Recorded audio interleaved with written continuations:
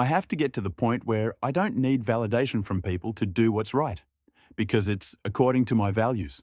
You don't give, so people will see you. Jesus isn't saying that you have to write your checks in a closet and put it in the mail and no one can ever know and don't get your tax-exempt status when you give. Jesus is saying, if that is your reason, then that will be your reward.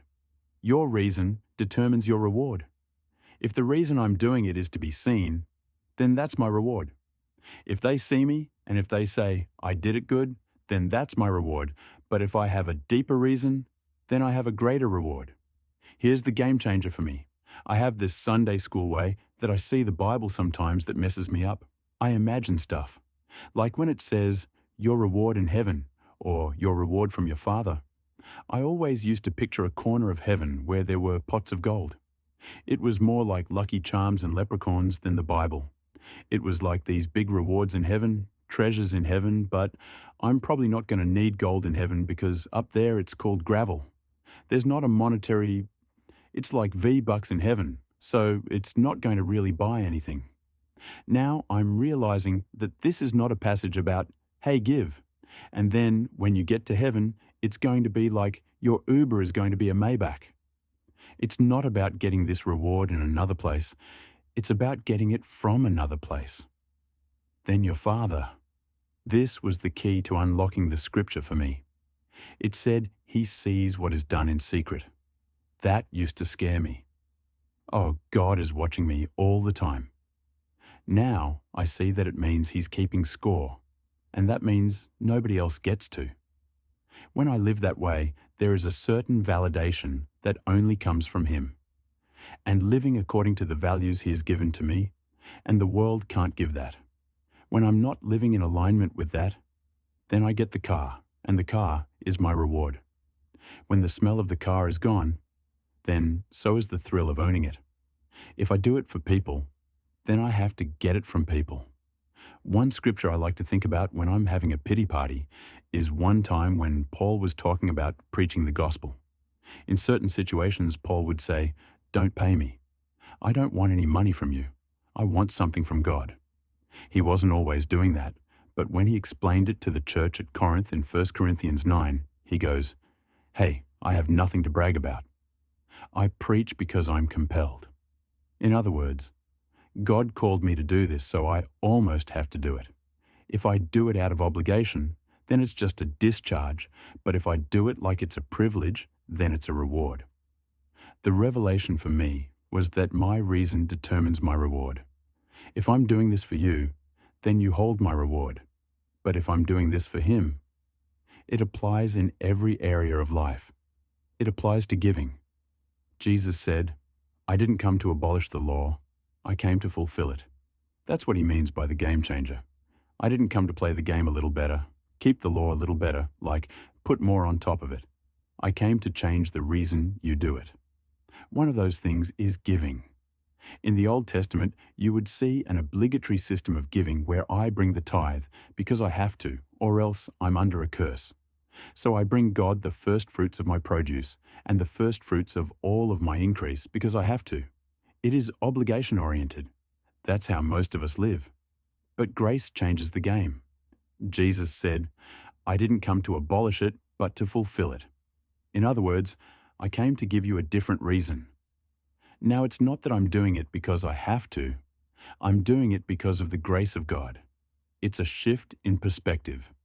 Sometimes you keep doing the same things, but you find a deeper reason to do it, and then you find meaning in your life.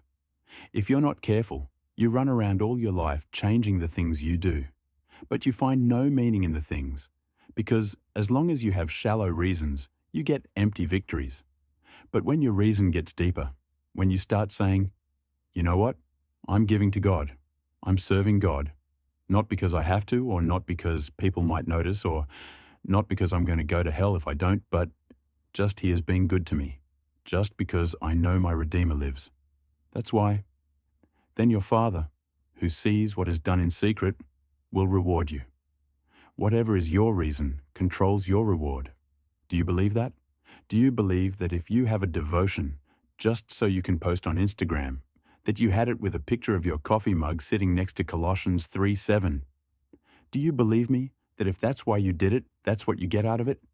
When it only gets 12 likes, don't cry, because I preached Matthew 6:1-4, and I told you that if that is your reason, then that is your reward. I see it like a game show in my mind. Tell them what they've won. It's like absolutely nothing.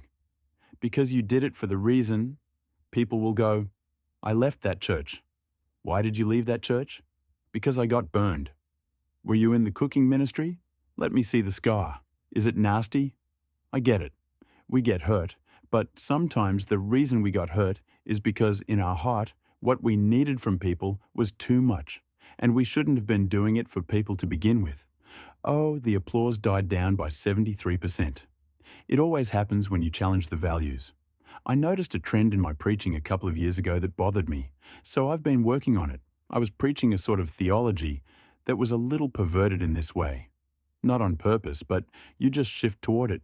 You say, if you will, God will. And God is going to, and you fill in the blanks. Like, if you obey God in this area of your life, it will produce a blessing. It was a cause and effect. What I'm coming to understand is while that's true on the surface, the real blessing is built into the process. The real blessing is built in. When he says, don't let your left hand know what your right hand is doing when you give. That means it ought to be so automatic because you've operated out of your values to the point. Like these guitar players. When they play, they don't have to think about, I would play y'all Talk Dirty to Me by Poison. But that's not appropriate for church. That's the first song I learned though. That's what I think about when I see an electric guitar. They do this with the right hand and this with the left hand, but they don't see these hands. If I've done that enough, this hand is going, and this hand is going, and the left hand, what is this? Glycerin by Bush, I think I'm playing, of all the songs, child of the 90s. If you've done it enough, it's not even a thing. Jesus said, I would like for you to get to the point where my grace has changed you enough that you don't have to think about it or pray about it. God, should I give to further your gospel in the earth? I just need a sign. How about your common sense? So he challenges my values. That's what I've always loved about this moment in our church, when we are getting ready to give or when we're calling people to serve. It changes the game. When your intention in coming here is in what you get, then that's your reward. When your intention in coming is to give something that God put inside of you, you are no longer dependent on people. And that's the blessing. The blessing is built into the process. I think we need to take our scoreboard back. I think we've adopted the world's values in some ways that have caused us to win some victories that are empty. Then your Father, who sees what is done in secret, will reward you.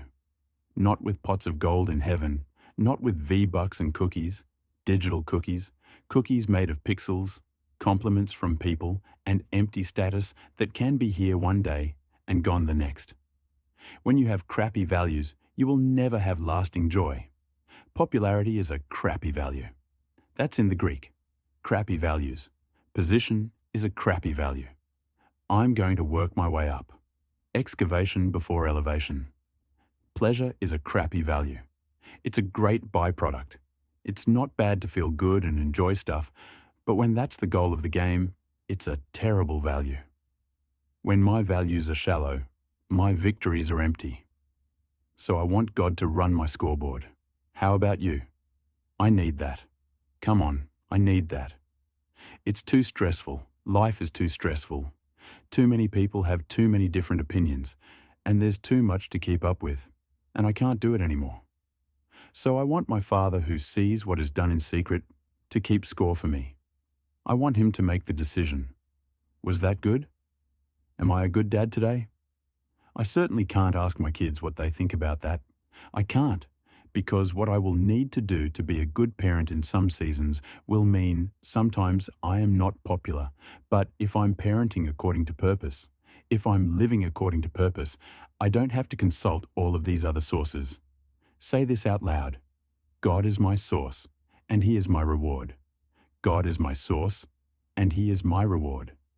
God is my source, and He is my reward.